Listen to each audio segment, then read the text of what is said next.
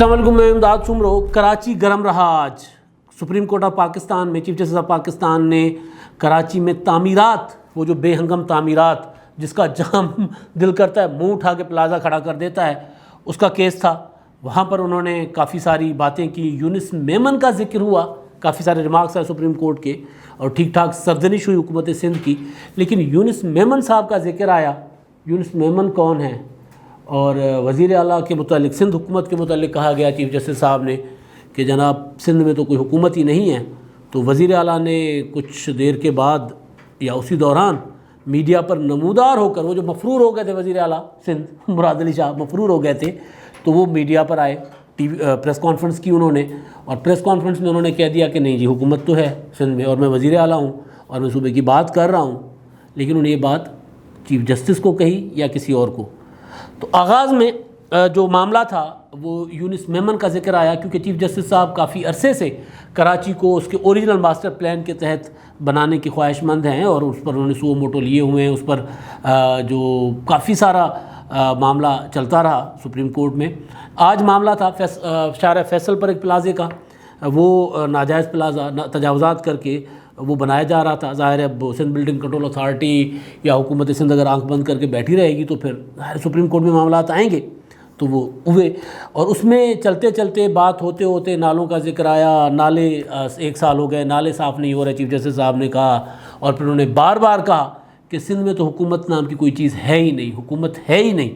تو ظاہر ہے جو order supreme court of Pakistan نے کیا ہے اگر اس پر عمل نہ ہو تو پھر سپریم کورٹ تو یہی کہے گی، چیف جسٹس صاحب تو یہی کہیں گے۔ لیکن ذکر ہوا یونس میمن کا۔ یونس میمن کے ذکر سے پہلے ایک اور چیز جو میرے دماغ میں بیٹھ گئی ہے، چیف جسٹس صاحب نے ایک اور جملہ کہا تھا۔ چیف جسٹس صاحب کا یہ پورا جو ہیئرنگ تھی وہ ساری کی ساری وہ تھی ناجائز تجاوزات ناجائز ہوتی ہیں، ویسے ہم صاف ہی نا یہ غلط النام ایک ہم نے کر دیا ہوا کہ ناجائز تجاوز ہوتا ہی ناجائز ہے۔ تو تجاوزات کے خلاف جو سماعت تھی کہ کراچی میں جس کا منہ اٹھتا ہے، جیسے میں نے پہلے کہا، وہ وہاں سے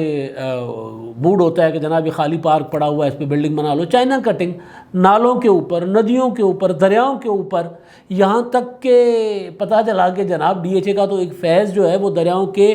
اس جگہ پر ہے جہاں سے وہ جو ندی نالے بہہ کر سمندر میں گرتے ہیں، تو اسی وجہ سے پیچھے پھر وہ ڈی ایچ اے ڈوبا اور پورا کراچی ڈوبتا رہا پچھلے مونسون میں، اور پھر ڈوبے گا ظاہر ہے کیونکہ نالے صاف نہیں ہوئے۔ تو معاملہ تھا تجاوزات کا، تجاوزات یعنی غیر قانونی تعمیرات کا۔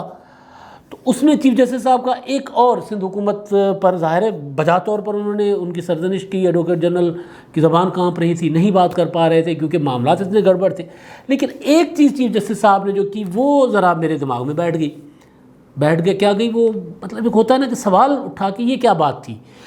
اور بصد احترام چیف جسٹس صاحب نے کیونکہ ریمارکس دیے ہیں، وہ فیصلے کا حصہ نہیں، آگے چل کے جو بھی ہوگا، لیکن انہوں نے کہا کہ جناب یہ کیسی مطلب حکومت نام کی کوئی چیز نہیں ہے، لوگ جھنڈے اٹھا کر کہاں سے بھی آ جاتے ہیں اور پھر پتہ ہی نہیں ہوتا کتنے تھانوں سے گزرتے کیا ہوتا ہے۔ تو پچھلے دنوں جھنڈے اٹھا کر لوگ سندھ کے مختلف شہروں سے اپنے صوبے کے دارالحکومت کراچی میں ناجائز طور پر تعمیر ہونے والے، یعنی لوگوں کی زمینوں پر قبضہ کر کے تعمیر ہونے والے سب سے بڑے پروجیکٹ بحریہ ٹاؤن کے خلاف سامنے آ گئے تھے، وہاں پر پروٹیسٹ کر رہے تھے۔ چیف جسٹس صاحب کی سماعت جو تھی وہ بھی تجاوزات کے اوپر تھی، تعمیرات کے اوپر تھی، بے ہنگم تعمیرات کے اوپر،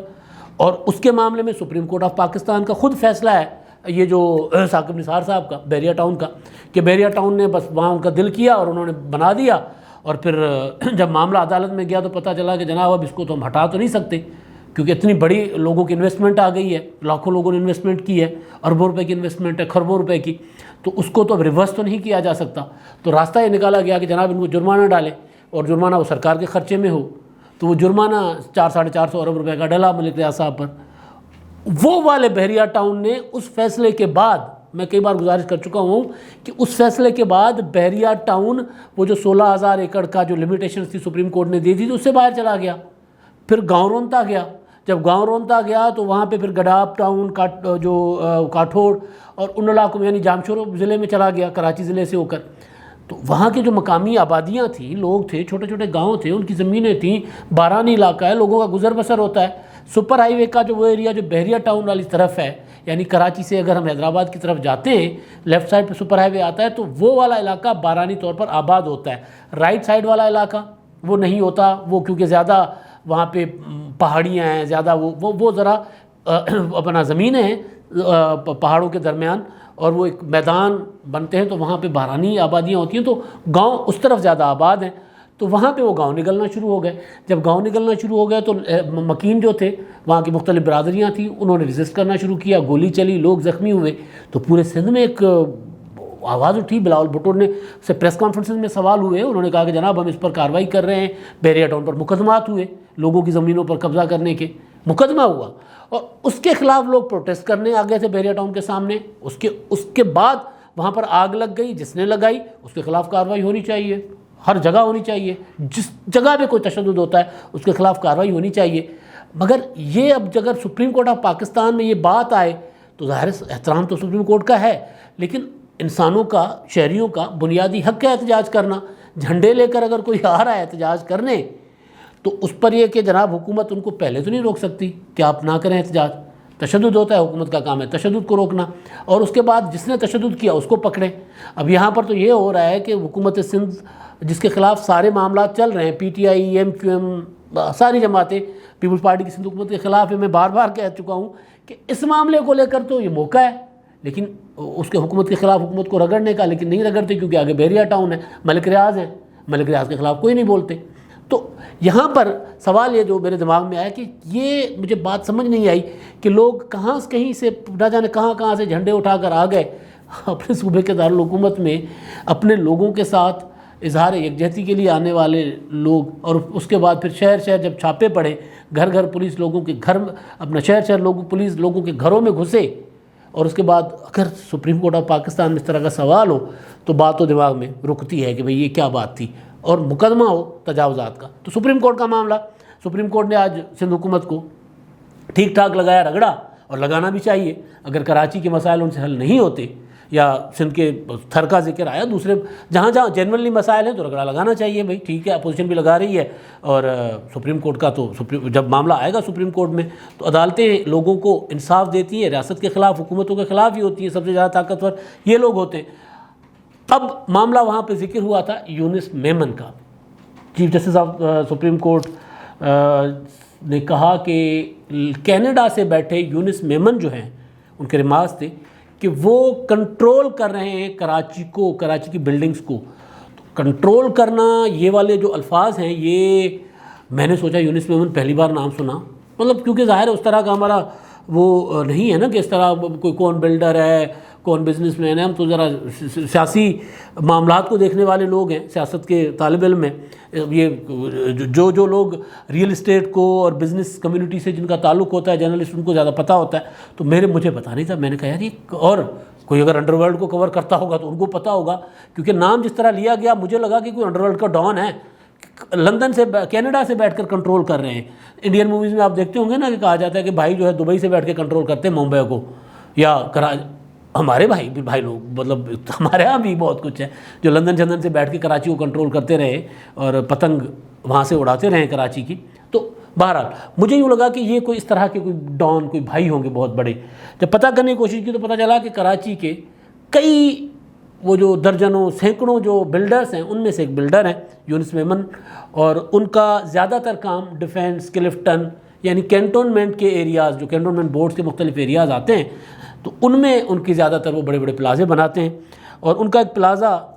کراچی میں کلفٹن اور شیری جناح کالونی کے اس میں ایریا میں، وہاں پر ان کا ایک پلازا انہوں نے مبینہ طور پر کہا جا رہا ہے کہ انہوں نے وہ بنایا پارک کی زمین پر۔ کمال ہے ویسے نا کراچی میں، مطلب یار کسی اور شہر میں ایسا نہیں ہوتا کہ ندی پر بھی پلازا بن جائے، اور پارک پر بھی پلازا بن جائے، اور اسپتال کی زمین پر پلازا بن جائے۔ کراچی میں ہوتا رہا ہے اور دہائیوں سے ہو رہا ہے اور جاری ہے، یہ نہیں ہے کہ ختم ہوا ہے۔ تو بہرحال وہ اس معاملے میں ان کا نام آیا، اور پچھلے دنوں جب یہ معاملہ JID چل رہی تھی، اپنا جعلی اکاؤنٹس والی آصف زرداری صاحب کے متعلق، اور جس عبدالغنی مجید اور دوسرے جو لوگ جن کے نام آئے، تو ان میں بھی میں نے پتہ کرنے کی کوشش کی۔ وہ رپورٹ بنانے والے کچھ افسران سے، تو انہوں نے کہا کہ ان کا بھی نام اس دوران بھی آتا رہا، یونس میمن صاحب کا، یعنی ان کا کوئی تعلق بلاول ہاؤس سے یا آصف زرداری صاحب کے سے ضرور ہے۔ فرنٹ مین کے طور پر ان کو مخالفین دیکھتے ہیں، لیکن جب میں نے پتہ کیا تو پتہ چلا فرنٹ مین ایز سچ اس طرح نہیں ہے آصف زرداری صاحب کے، جس طرح عبدالغنی مجید صاحب ہیں، وہ جو اومنی گروپ ہے ان کے لیے تو شوگر ملیں، یہ وہ ان کا ایک مشترکہ کاروبار بھی کہا جاتا ہے کہ ہے، یا بحریہ ٹاؤن کے لیے کہا جاتا ہے کہ جناب اس میں زرداری صاحب کا اپنا حصہ ہے کہا جاتا ہے۔ تو اس طرح ان کا کبھی نام نہیں آیا، اور جو لوگ باخبر ہیں وہ کہتے ہیں اس طرح نہیں ہے۔ یہ ضرور ہے کہ جس طرح کراچی میں کوئی بھی فائلوں کو پہیے لگا کر چلا دیتا ہے اور پھر بلڈنگیں کھڑی ہو جاتی ہیں، جس طرح ملک ریاض صاحب کرتے ہیں، تو اس طرح یہ ضرور کرتے ہیں، تو پھر ان کے اٹھنا بیٹھنا جو ہے وہ ہوتا ہے آصف زرداری صاحب کے قریبی لوگوں کے ساتھ، آصف زرداری صاحب کے ساتھ بھی ہوتا ہے۔ لیکن یہ بڑے عرصے سے کینیڈا میں ہے، 90 کی دہائی میں، جو 80 اور 90 کی دہائی میں جو کراچی کے حالات تھے، کہتے ہیں کہ ان سے تنگ آ کر انہوں نے جا کے کینیڈا میں شہریت لے لی تھی، وہاں سے بیٹھ کے کاروبار کرتے ہیں اور یہاں ان کا کاروبار چل رہا ہے، بلڈنگیں بناتے ہیں۔ اور ظاہر ہے کراچی میں بلڈنگ بنانے والا جو ہے وہ پھر یہ نہیں دیکھتا کہ ندی ہے نالا ہے۔ تو یہ یونس میمن صاحب جو ہیں، ادروائز میں نے جب پتہ کرنے کی کوشش کی تو جناب بہت بڑے بڑے شریفوں کے نام آئے کہ بھائی کراچی میں کون کون کیا کر رہا ہے۔ پچھلے دنوں آپ نے دیکھا ہوگا 2 آبادیاں ڈوبی تھی، ویسے تو کراچی پورا ڈوبا تھا لیکن جہاں سے پانی نکلنے کا نام نہیں لے رہا تھا، ایک DHA، ایک نیا ناظم آباد۔ تو نیا ناظم آباد، ان کو بنانے والوں کے نام، اب جو شرفا ہیں سارے میں ان کے نام نہیں لیتا، تو میں نے جب ان شرفا بہت بڑے بڑے نام ہیں کراچی کے اسٹاک ایکسچینج کو چلانے والے، کراچی کے بزنس کو چلانے والے،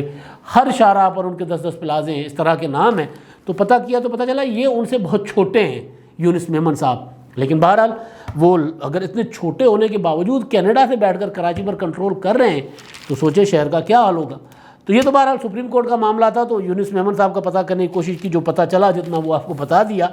اب وزیر اعلیٰ مراد علی شاہ صاحب جو کچھ دن پہلے مفرور ہو گئے تھے، مجھے نا ایک دوست نے فون کیا، میں نے گزارش کی تھی کہ ایویں حواس باختہ فون آیا 4-5 دن پہلے کہ یار مراد علی شاہ صاحب بھجی ہو، مجھے ہیں بھجی ہو، کہنے بھجی ہو، مراد علی شاہ صاحب بھاگ گئے۔ میں نے کہا کہاں بھاگ گئے؟ انہوں نے کہا وہ تو بھاگ گئے بھائی، وہ بجٹ پیش نہیں کر رہے۔ میں بھی ظاہر بجٹ کا ٹائم تھا، میں نے کہا یار بجٹ کا ٹائم آ رہا ہے، وزیر اعلیٰ صاحب جو وزیر خزانہ بھی ہیں وہ فرار ہو گئے، تو یہ تو کام خراب ہو گیا۔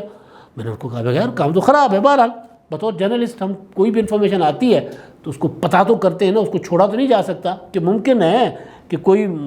اتنے بڑے معاملات چل رہے ہیں۔ آپ دیکھیں نا، اب سپریم کورٹ آف پاکستان نے آج کس طرح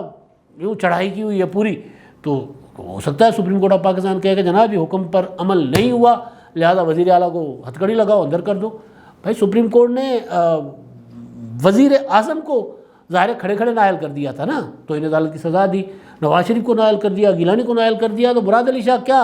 ہماری اتنی بڑی عدالت کے سامنے کیا چیز ہے؟ تو میں نے سوچا کہ اتنے معاملات چل رہے ہیں مراد علی شاہ صاحب کے، ممکن ہے اس وجہ سے شاید بھاگ گئے ہوں ڈر کر۔ لیکن میرے پڑوسی ہیں، میں جانتا ہوں ان کے باپ کو بھی، ان کے والد صاحب عبداللہ شاہ صاحب بھی، وہ بھی ڈٹے رہتے تھے، وہ جاتے جوتے کہیں نہیں تھے، ان کے بھائی قتل ہوئے کراچی میں وہ، لیکن وہ آخری وقت تک ڈٹے رہے۔ تو اتنا پتہ تھا کہ یار یہ میرے پڑوسی شاہ جو ہے نا وہ بھاگنے والے نہیں ہیں، لیکن پھر بھی میں نے فون گھمایا تو پتہ چلا تو وہ امریکہ گئے تھے اپنے کوئی ذاتی اس کے لیے، اور انہوں نے آج رات آنا تھا، آئے،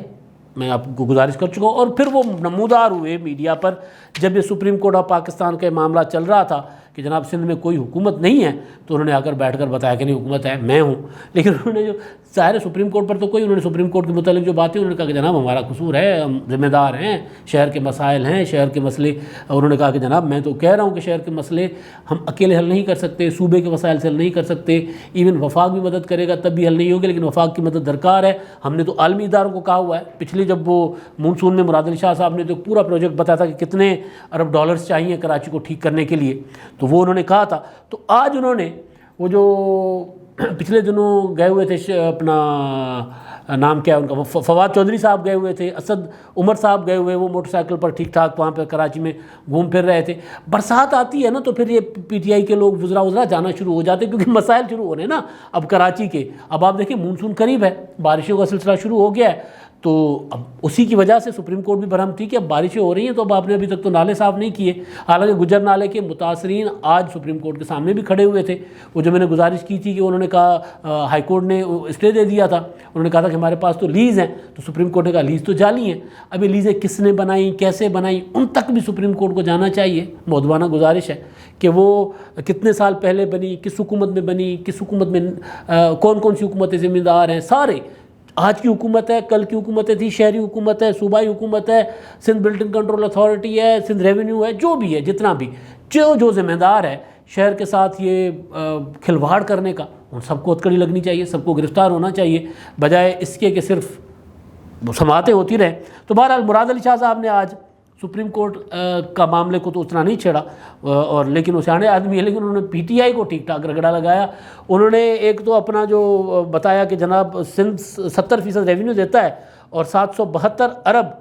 سندھ کو ملنے تھے اور 62 ارب پہلے سے ہی کاٹ دیے گئے. کہا گیا کہ جناب ہم آپ کو نہیں دے رہے. اور پی ٹی آئی کو انہوں نے کہا نالا پارٹی. اب نالا پارٹی جو میں گزارش کر رہا تھا نا کہ برسات ہوتی ہے تو پھر وہ پہنچ جاتے ہیں وہاں پہ برساتوں میں، یا برساتوں سے پہلے پہنچیں گے اور برساتوں میں غائب ہوتے ہیں. پچھلے سال بھی یہی ہوا تھا کہ برسات سے پہلے وہ علی زیدی صاحب نے فنڈ اکٹھے کیے تھے، آپ کو یاد ہوگا. وہ نالے شالے صاف کرواتے تھے، نالوں سے کچرا اٹھا کر پارکوں میں ڈال دیتے تھے، پھر سعید گنی ان کے پیچھے پیچھے پھر رہے ہوتے تھے. اور جیسے ہی بارش ہوئی اور شہر ڈوب رہا تھا، ابل رہا تھا، تب وہ صدر بھی غائب تھے جو صدر کشتی پکڑ کے چل رہے ہوتے تھے. تو مراد علی شاہ صاحب نے واپسی کی ہے، دبنگ واپسی کی ہے. دبنگ انداز میں آ کر پی ٹی آئی کو لتاڑا. انہوں نے کہا کہ جناب مجھے یہ تو کوئی روک نہیں نہ سکتا کہ میں اگر سندھ کی بات کروں اور کوئی مجھے یہ کہے کہ جو ہے وہ میں اس پر چیخنا شروع کرے کہ میں سندھ کی بات کیوں کر رہا ہوں، میں تو وزیر اعلیٰ ہوں تو میں صوبے کے حقوق کی بات کروں گا. لیکن میں جاتے جاتے سائیں مراد علی شاہ صاحب کو ایک گزارش کروں گا کہ بحریہ ٹاؤن کے معاملے پہ سندھ کے شہروں میں پولیس لوگوں کے گھروں میں گھس گھس کر جس طرح گرفتاریاں کر رہی ہے، یہ معاملہ انسانی حقوق اور جمہوری حقوق کے خلاف ہے. جنہوں نے آگ لگائی ہے بحریہ ٹاؤن کے دروازے کو، یا وہاں پر جنہوں نے املاک کو نقصان پہنچایا ہے، بحریہ ٹاؤن کے متاثرین کو حکومت بے شک معاوضہ دینا چاہیے حکومت کو. لیکن وہ جو لوگ ہیں ویڈیوز میں ان لوگوں تک محدود رہے، بجائے اس کے کہ ادیبوں کو بھی پکڑو، دانشوروں کو بھی پکڑو، صحافیوں کو بھی پکڑو، پولیٹیکل ورکرز کو بھی پکڑو. اس معاملے کو ذرا شاہ صاحب دیکھ لیں. اب تک کے لیے اتنا ہی. اللہ حافظ.